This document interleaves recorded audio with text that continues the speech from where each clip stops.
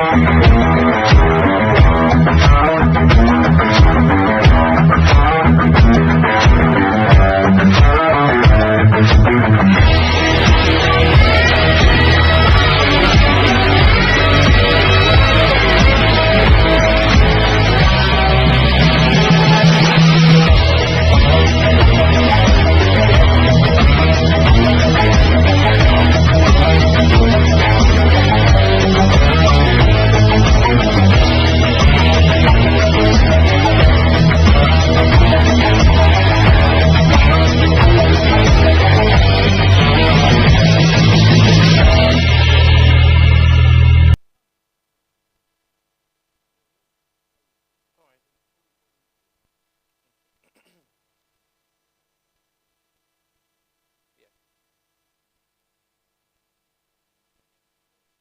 everyone and welcome to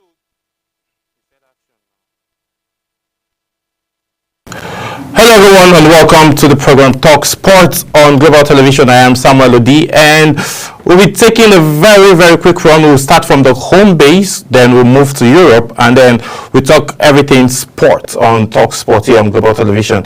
Many thanks for joining as we x-ray the world of sport. I won't be alone today. I have someone who would, join me x-ray, what has been happening in the world of sports. And a whole lot is going on. A lot of persons were wondering why Rashford got substituted in the first half, and then Erik ten Hag has something to say about it. And also, a legend in terms of football talked about Manchester United being the problem and not Erik ten Hag being the problem. A whole lot of Manchester United fans have a lot of things to say about that, but we'll find out and then we'll x-ray who has the problem. Now, look at Chelsea. Yes, my beloved Chelsea. They are back on winning ways, and it has been an amazing journey so far. So, a few persons actually started this season at the top of the table, and now they are like number 12, 13, thereabout on the Premier League log. And then Chelsea, that started from bottom, are now top 4. So for Chelsea fans, that's something they are bragging about, and as well, you all know I'll also brag about something like that. But before we get into all of those conversations,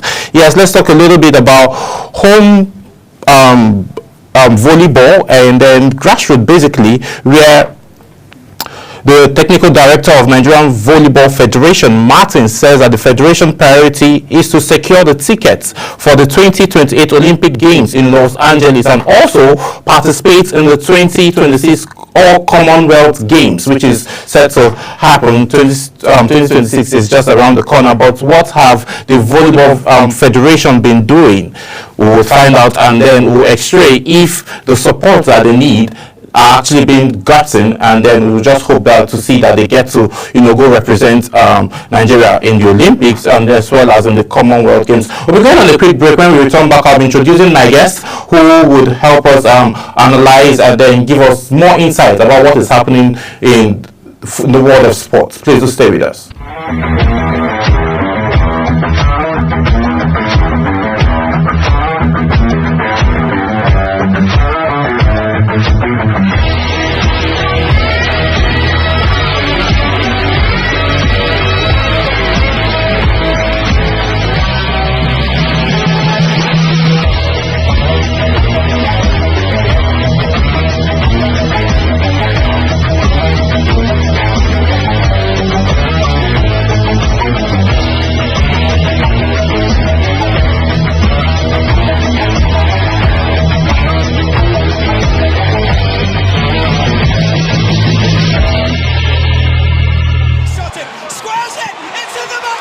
Time for sports' biggest moments on Global Television. The headlines, scores, breaking news and commentaries on sporty events. Talking with the biggest players, strikers, and about the slam dunks and goals, stunning saves, near misses and upsets.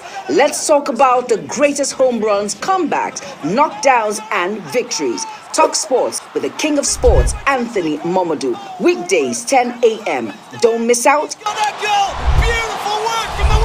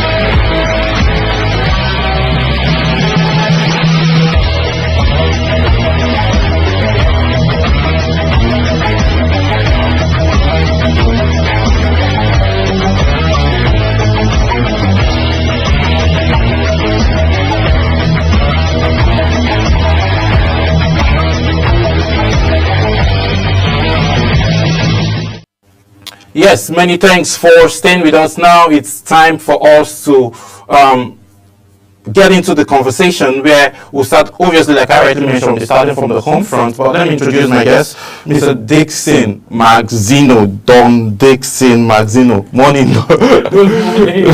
Great to be here. Yes, yeah, it's very, very good to be here. Good to have you as always. So now let's look at this. Okay, before we get into this whole Austin Eguavoen story, right? Let's look at the report coming from the Volleyball Federation saying they are gunning for Los Angeles 2028 Olympics and then as well as 2026 Commonwealth Games. How prepared do you think they are, or what support do you think they need to get themselves into to be able to compete at these levels? I think it's a good one. The fact that they've already set targets like 2 years from now, the Olympic Commonwealth Games in Glasgow 2026, then Los Angeles 2028.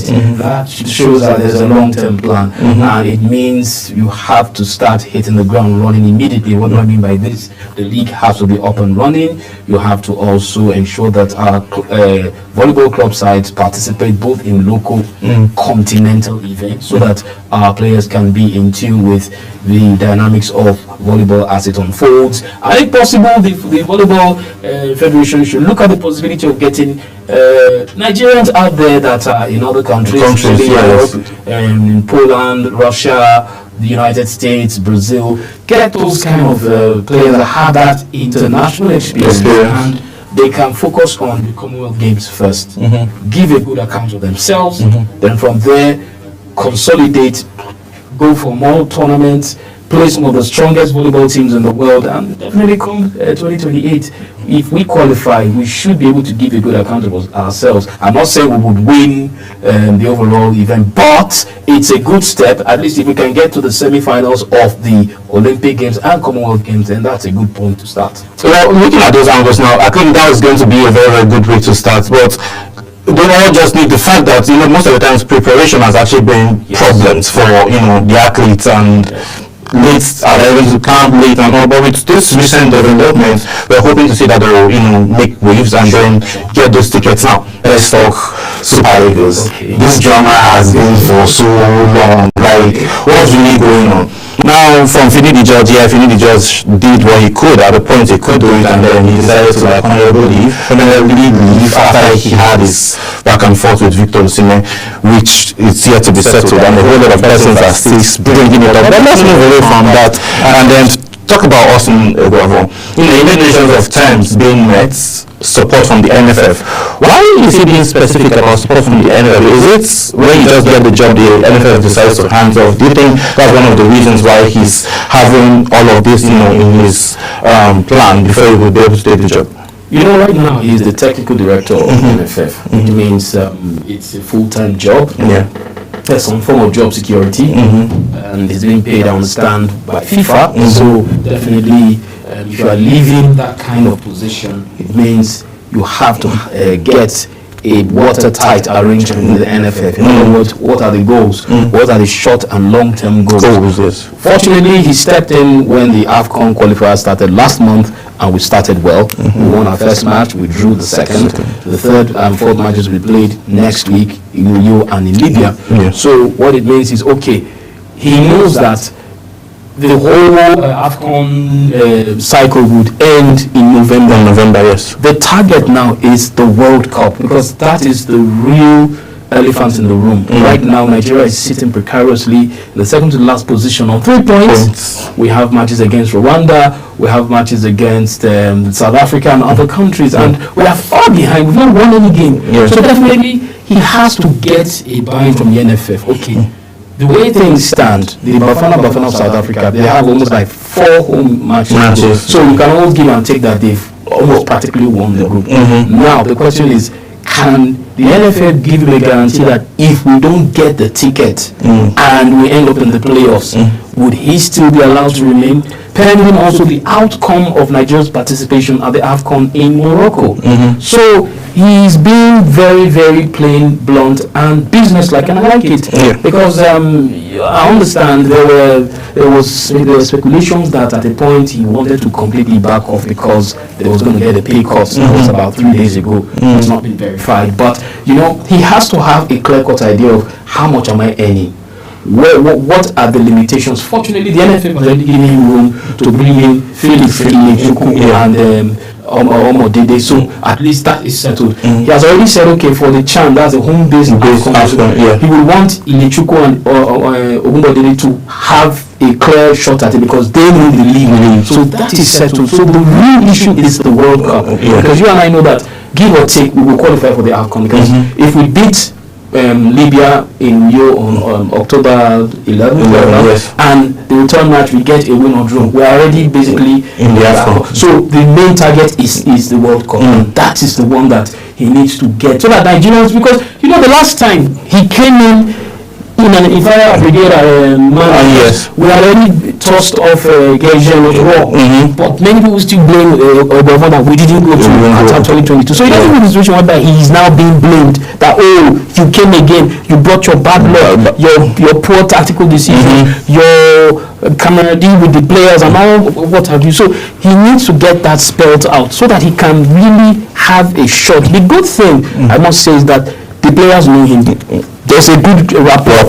That's what Finidi did not enjoy. Perhaps if Finidi had won at least one game before he left, we wouldn't be in this situation. But he didn't win. The players didn't quite gel with him. Then, of course, the Osimhen thing played out. But fortunately for Coach Eguavoen, he has that good will with the players. There's good communication. So it's good he sets his terms out so that at the end of the day we know who to hold responsible if things don't go right. Taking about things to people, someone to hold if things don't go right now, I think. Does this have to do with his confidence that he's not totally sure he can get the Super Eagles through to the World Cup, for him to be making sure that on paper he's secured even if the Super Eagles don't qualify? That's a very good question. You heard what Javi Renard said yesterday. Why he didn't accept the Super Eagles job. He said it's the best offer he got, but he has to coach a team that he's certain will qualify for the World Cup, that is World Cup bound. So you see, this one is completely out of everyone's hands. It's not his fault.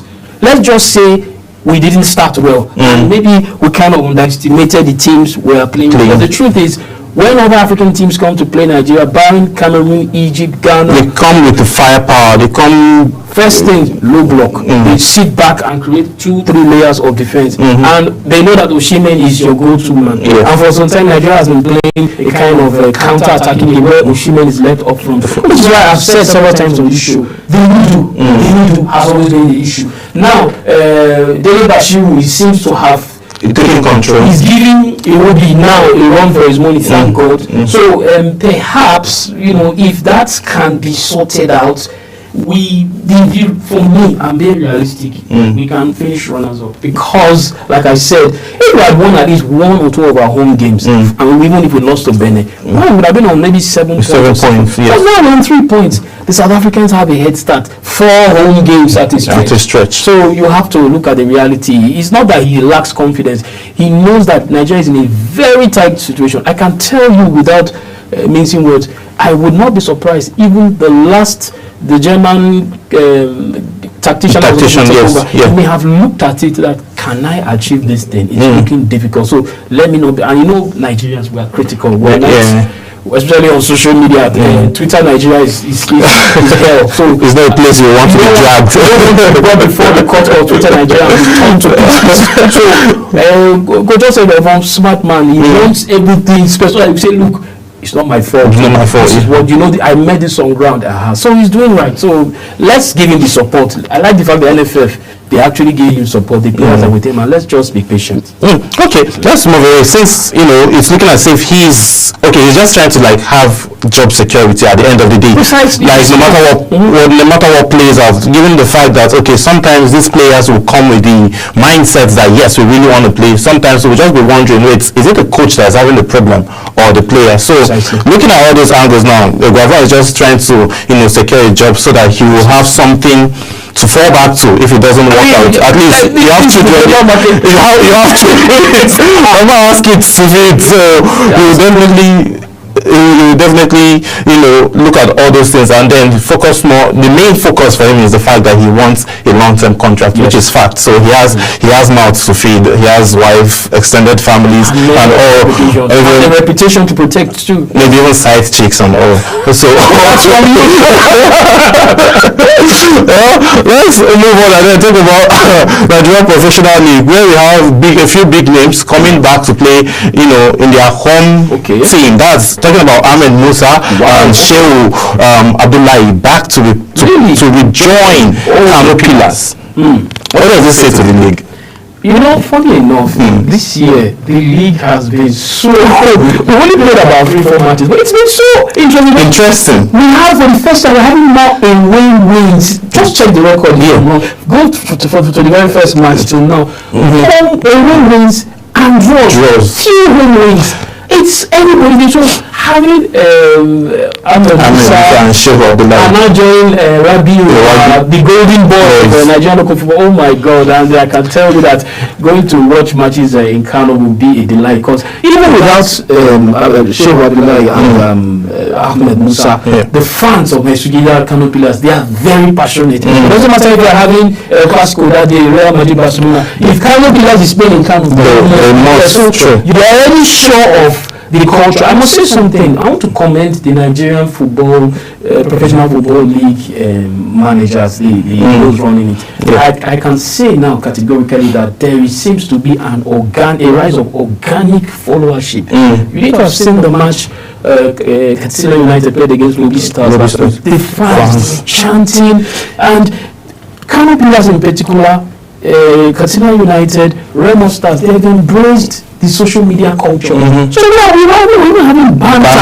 From the local scene. Yes, we don't have ultra groups, Kano Pillars, Rangers International, Shooting Stars of Ibadan, Bendel Insurance, Remo Stars, and that. So our league is growing, and this season, if they can maintain it, credit to them. But for Ahmed Musa coming back, it says something that our league is coming back to life, and I love it. It's good. The league is coming back to life, and again, the prize money is also something. Yes. It's something worth fighting for, and a whole lot of money, running over hundreds of millions of dollars. But what's happening to Emmanuel Amunike and Heartland? What's going on? I was actually coming to that because I can remember Heartland of Owerri used to be champions and then contenders, their team to work on with, but out of nowhere, is it team management as a problem?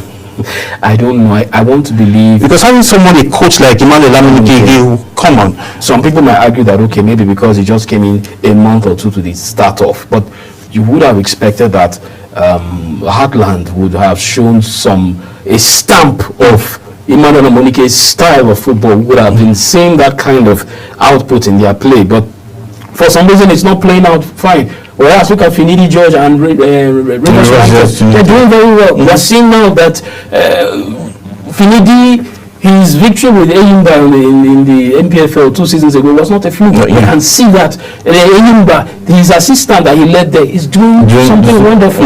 Then the teams from the north, Katsina United, Kano Pillars, they are really giving it a fight. It's early days, but Rangers International, of course, you can never dismiss. They will always be in the mix. Remo Stars, there is new interesting rivalry between electrical. Someone has already staged, but I like it where it's just I hate Ijababo. I hate it. These are the same coaches that are going to coach the Super Eagles. So it's interesting. So it's very interesting because that now will just draw people. It actually literally looks staged. So tell me, how would you be hating each other when you will be working together in a couple of days if you are not all in camp already? So it's obviously staged. Well, it's a good thing. Ilechukwu should take his L in peace.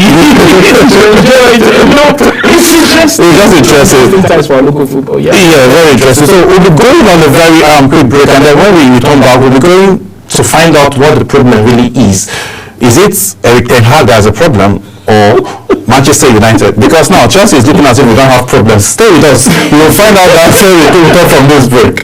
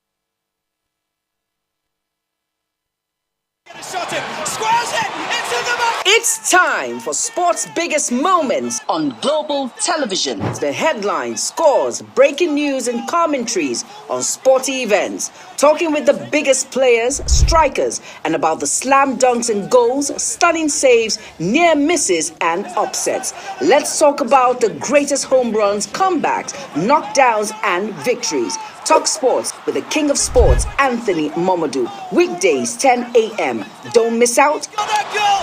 Beautiful work from the wingers!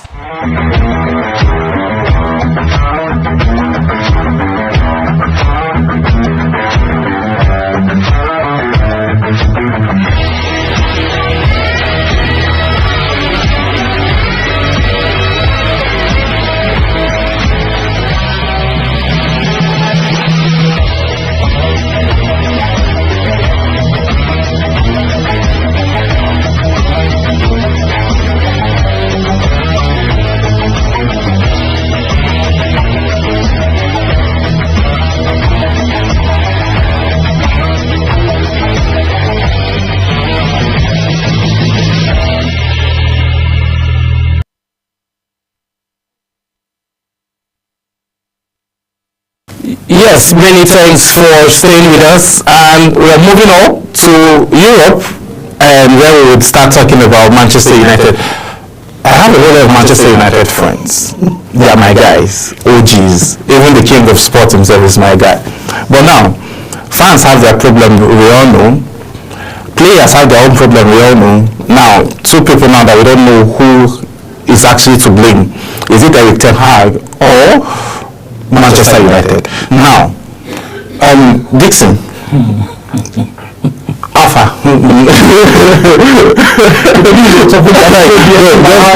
That's Alpha.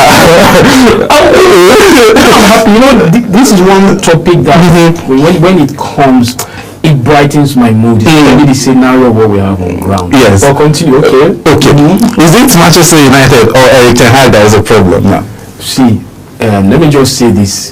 I and members of genuine lovers of the football fraternity are saying Ten Hag is a treasure that must be protected and supported. If you are an Arsenal fan, if you are a Chelsea fan, if you are a Liverpool fan, for a moment like this, we all come together and say Ten Hag on his mandate we stand. Yes. So that one is, let's get that one clear. He's going nowhere. If they attempt, if they try to reach out about removing him, it will be resisted.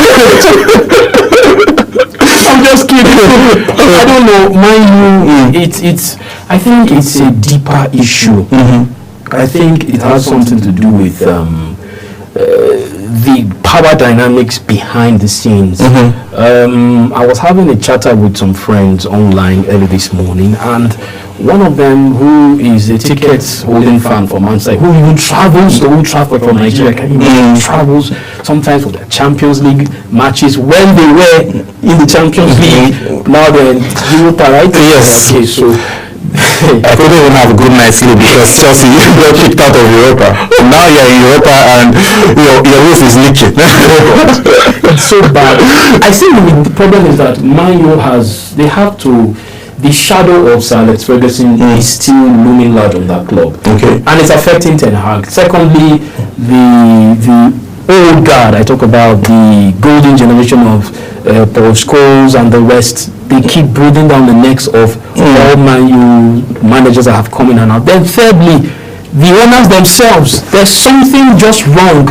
They bought players. This is their enemies.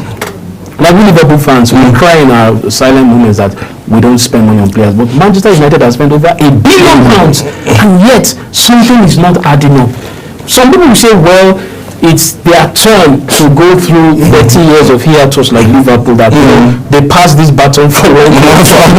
So it is their turn. Yeah. It could be, maybe, as a Liverpool fan, of course I'll be happy. Why should I want Man U to win? But the truth is, something is wrong, and I don't think it's the manager per se. That's the problem. I don't think so. There's something.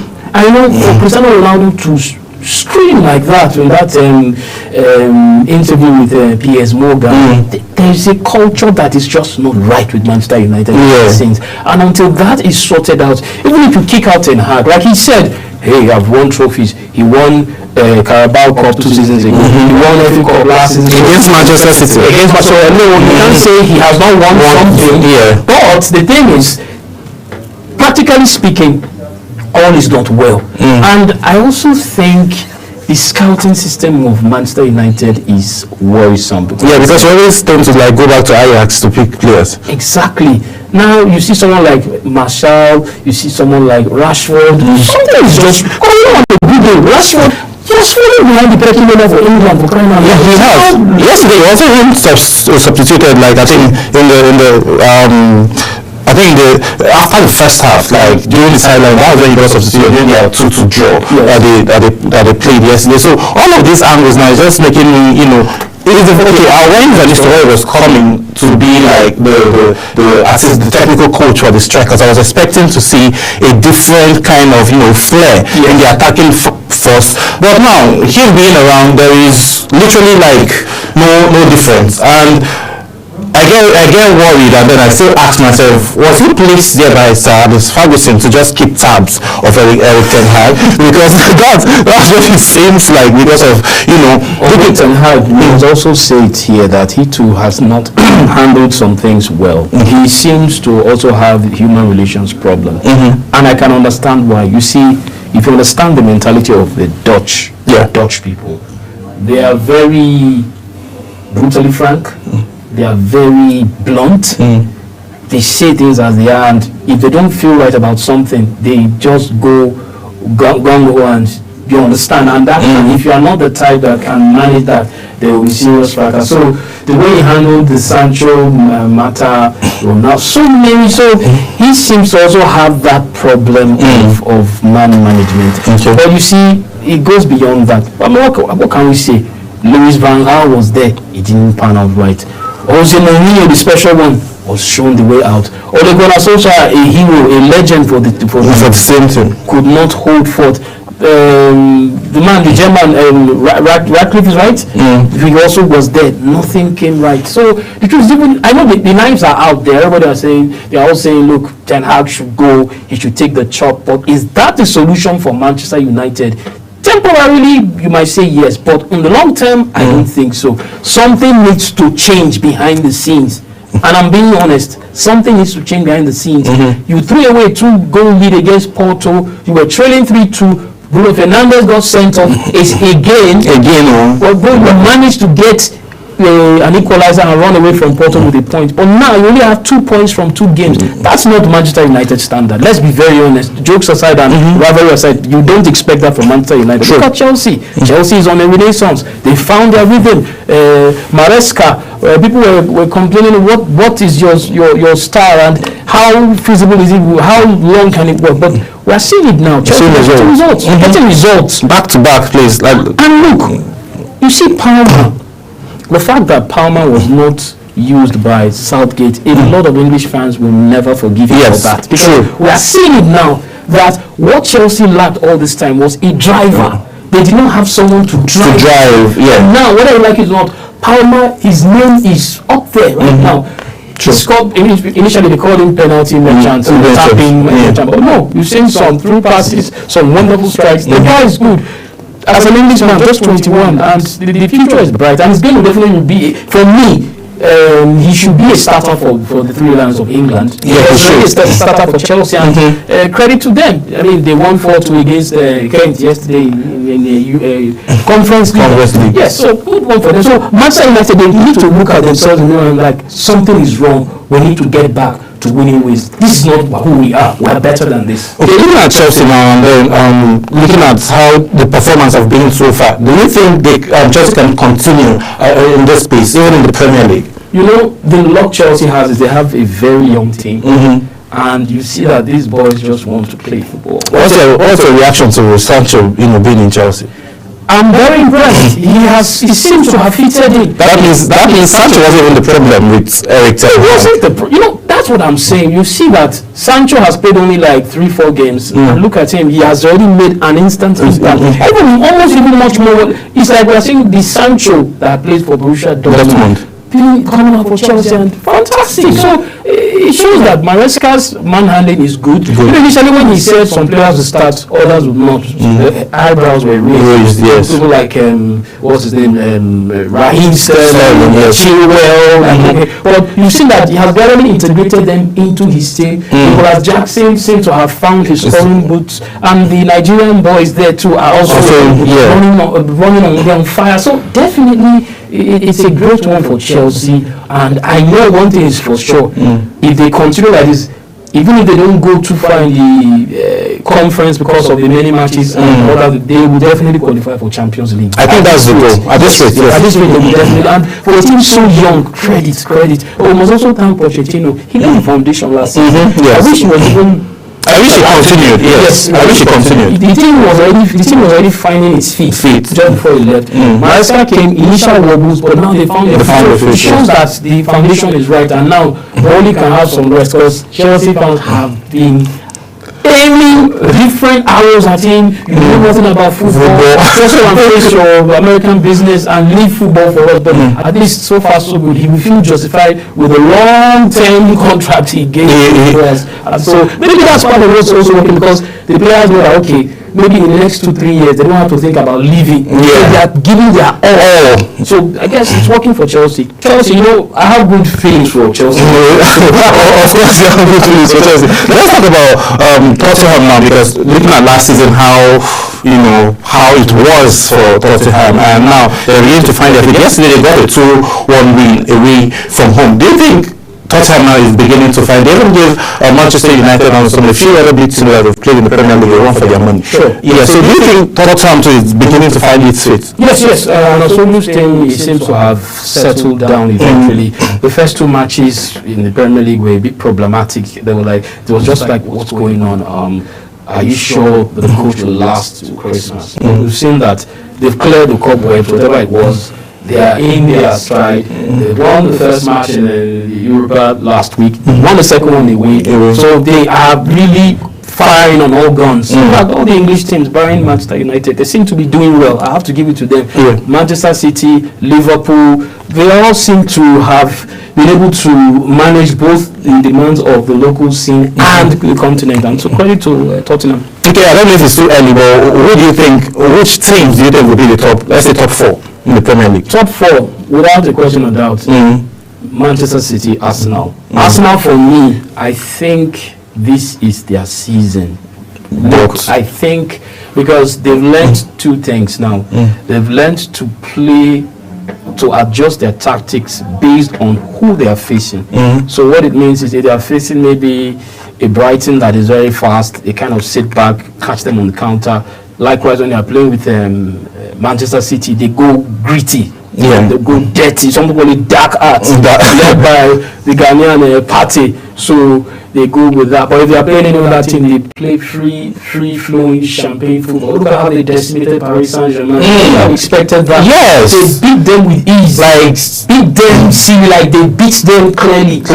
So there's a mentality that Arteta is building in Arsenal that has been missing. Now, it's not built around one player. It's the whole team. There's a mentality now that Arsenal, they are putting out there that shows that they are not afraid to stick it out with anybody. But of course, maybe except they meet Bayern Munich, if something always goes off. I don't know why. Bayern Munich seems to have their number. Bayern Munich, you have to give it to Arsenal. Then of course Liverpool, my team. Yes, so far so good. But I won't lie, I'm not so sure they can last because they have not invested. The only good thing I must give as a Slot is that he has built Liverpool in such a way that they don't do too much hard passing like they used to do under Jurgen Klopp. So that gives them a little time to rest. They don't do much ball chasing. They just do something akin to the pass move of Shankly of yesterday's and the Ajax system of Johan Cruyff. So it's the Barcelona system during the era of Xavi, Iniesta and Xavi and Iniesta. The pass move. Yes.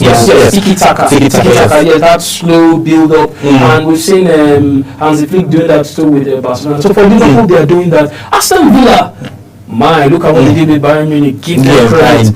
After over 40 years out of Europe, they had their biggest match at Villa Park, and what a win! That substitute just came in, that through pass, and he just loved the ball.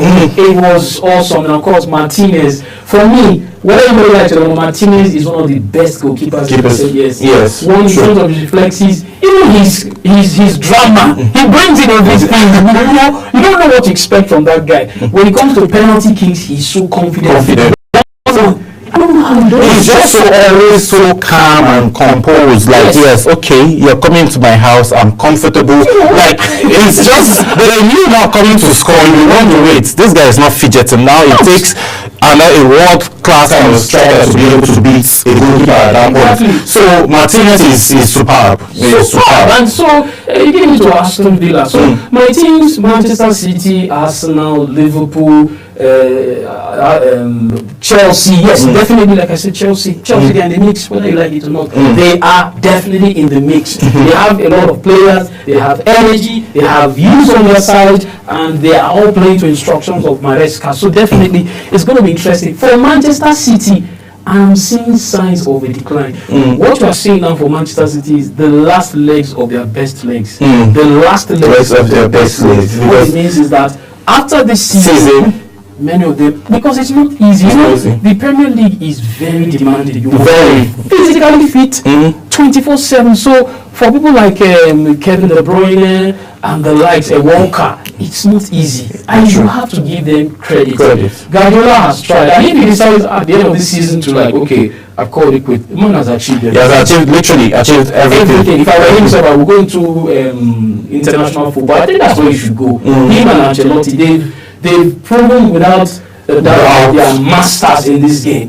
Something Mourinho should have done. What I mean, he should have let the club sing for the international team. Now he's just, what we now just say of Mourinho is just that his usual charismatic. It's not translating to the game. Because in fact, the club football has moved beyond that his style. So that's just it. So for me, yes, I give it to those four teams that they will be challenging for the EPL. Okay, let's move away from that, and then let's come back home. Where one of our guys is actually very excited. After his team won yesterday, that's talking about Ademola Lookman, and then he was made, the player of the match. So how key is and how far can we see Ademola Lookman going at this space? This Champions League we're talking about. Very, very far. I first took note of Ademola when he played for England's under-20 team at the under-20 World Cup in 2017 in South Korea. And I was like, wow. I checked it then, it would have been nice to have this guy play for Nigeria. And along the line, he answered the national call and started playing for Nigeria. And it seems as soon as he started playing for Nigeria, whatever it is that he gave to Nigeria also added to his game. He's even carrying Atalanta. Let's face it. Atalanta. Although their coach Gasperini, he's in fact that's one of those underrated managers now. Watch out for that guy Gasperini. In the next few years, one of these top teams are going to get it. But give it to Ademola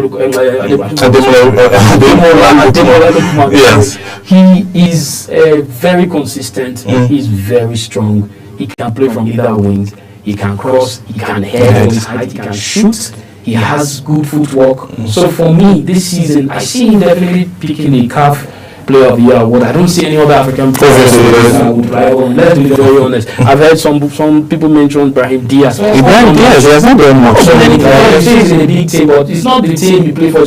What have you done? Remember, this is the man that Lookman, the first player to score a hat-trick in the Europa final. Now he's leading the charge for Atalanta. They've drawn a game and they've won one away. And remember, the Champions League this season is a pure league format. So it's going to be a long one. And with his energy, with his footwork, with his pace, with his positioning, definitely Lookman is going to be one of the top players for this season's Champions League. And even the Serie A and generally football speaking, he will be one of those that will be mentioned for a long time to come. Well, Lookman is a great guy, and obviously we're just expecting to see the same level of intensity and playing pattern when he comes back home to play for Nigeria. Because in the next couple of days now, now we're counting days. Let's be very honest. He has actually, when he comes to play for Nigeria, that's what I said. He transfers whatever when he plays for Nigeria and he does well. He goes to his club and he does well. When he goes to play for Atalanta and comes to play for the Super Eagles, the same thing you see out there. So he has been very consistent, very consistent. So we just expect more, and then all kudos will be given to him and what he deserves he gets, because most of the times they said no room for racism, but at the end of the day we still see a few signs, just like when he played out with Vitor Osimhen when he was in Napoli. They all scored the whole goals, won the the Serie A. At the end of the day they give someone the crown as the king of Italy. But let's just hope and see that it doesn't pan out the same way with Ademola Lookman. And we'll be talking a little bit of boxing, but we'll be going on a quick break. When we return back, we will have that conversation.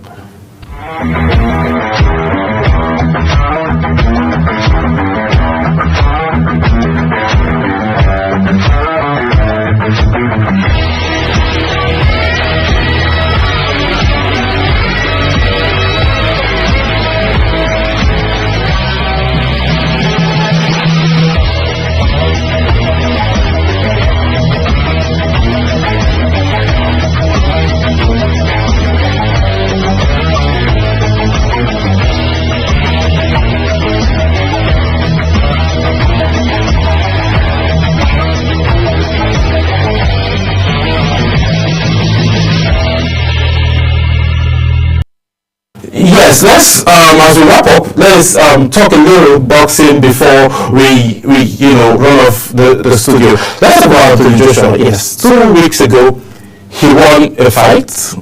He lost the fight. He earned more money, and then the winner earned less. Then a week later he got suspended. And then they're saying they suspended him because of some protective nature and some stuff like that. But my problem now is, why do you have to keep losing and then to keep earning money? Is it that you're no longer boxing to win championships, now you're out for the money? What do you think might be the reason behind all of this losing streak rather that Anthony Joshua has been on? Well, first and foremost, I think age, not necessarily age, or DJ Copies, No, I mean, he hangs out with DJ Copy a lot, so I don't know if joke of Nigerian come on. Maybe they are friends. No, the thing is, I think he needs to change his coaching team. Okay. Because I think his style of boxing has been found out, and whether you like it or not, when you see Anthony Joshua, he doesn't look like that rugged kind of boxer. He looks soft, so at the end of the day, maybe that's what angers some of these other boxers. But let's face it, when he faced Usyk was a tank. That man is a tank. Like, he's big. Yeah. You saw what he did to Tyson. Yes. So his recent defeat, I think he was clearly not so confident. The guy had beaten him as a sparring partner years ago, and he took him to cleaners. As for the money prize, in terms of ranking for that match, Joshua is ahead, so definitely he would earn more. Now, with what this man has done to him, I don't even want a rematch, because I feel like he might end up in the hospital. He might. Even suspended him for 25 days. Let him go and heal. Because that beating was unprecedented. And I heard they're friends. They're friends, but in the room, it's a different ballgame. Look, he was schooled, bruised, as my boss would say, bruised, beaten, battered at Wembley. It was a bad outing, and he really needs to take time out to either change his style or simply just hang the boots and hang his gloves rather and say, look, okay, I have given my best at this point. I mean, look at, he was thoroughly knocked out. Like, he has never been this dominated in any boxing match. It was not just like one point. He was whipped round the. Someone said he was mocked. Like he was used to mop the floor. He was used to mop the floor, to mow the grass, to clean the garden, to wash the dishes, to dry cleaned out, sunned, everything. It was bad. It was a very bad outing, and the only thing is okay. His conqueror has some Nigerian, but some people say okay, maybe it was a Nigerian. The fact is, Joshua, look, he had a bad outing, and for me, I think if he cannot change his crew, his training backroom staff, I think he should just call it quits. He has done enough. He has nothing else to prove, really. Well, he has actually done enough, and he has nothing else. I think for me, I would love us to see a Joshua Tyson Fury fight, but if his body can't carry it anymore, well, the problem now is both fighters have been beaten, and so that anticipation of an all-British encounter will not. That spark won't be there because you have a certain tank usage. You have this new guy that has turned Joshua apart. Remember the Chinese giant that is also finished Wilder. So look, it's the heavyweight category is actually becoming more competitive now compared to before. We are seeing new faces. Maybe Joshua and Fury is already the Chinese man is here. Usyk is going to be there for a long time. Like, I don't know. I feel like that guy is going to be there forever because he's too big, and for his size, he's very quick. You can't catch him. And you hardly see punches penetrating. That is good. Well, guys, and that's how much time will permit us to take on today's edition of Talk Sports. Dixon Marzino, the never walk alone man. Thank you so much for joining us for today's edition. Yes, and that's it on today's edition of Talk Sport. My name is Samuel Odi. You have an amazing weekend ahead. Bye for now.